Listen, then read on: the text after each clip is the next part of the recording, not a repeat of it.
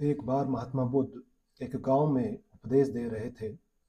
उन्होंने कहा कि हर किसी को धरती माता की तरह सहनशील तथा क्षमाशील होना चाहिए।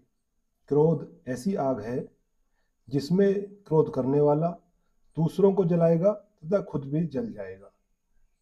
सभा में सभी शांति से बुद्ध की वाणी सुन रहे थे, लेकिन वहां स्वभाव से ही अति क्रोधी एक ऐसा व्यक्ति भी बैठा हुआ था जिसे ये सारी बातें बेतुकी लग रही थी।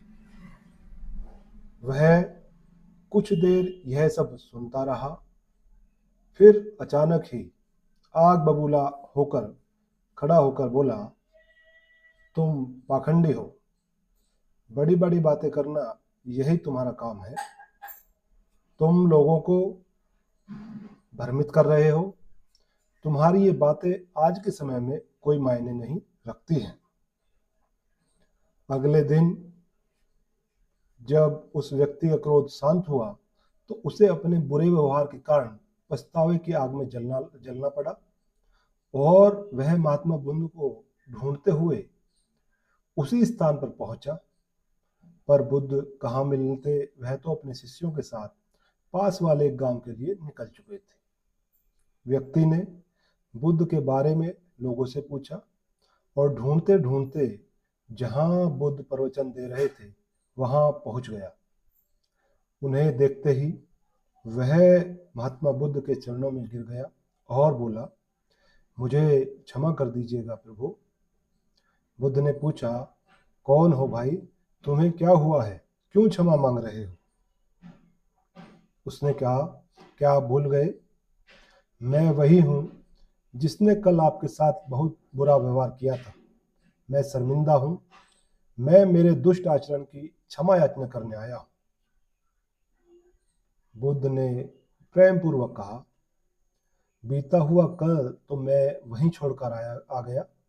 तुम अभी भी वहीं अटके हुए हो। तुम्हें अपनी गलती का आभास हो गया।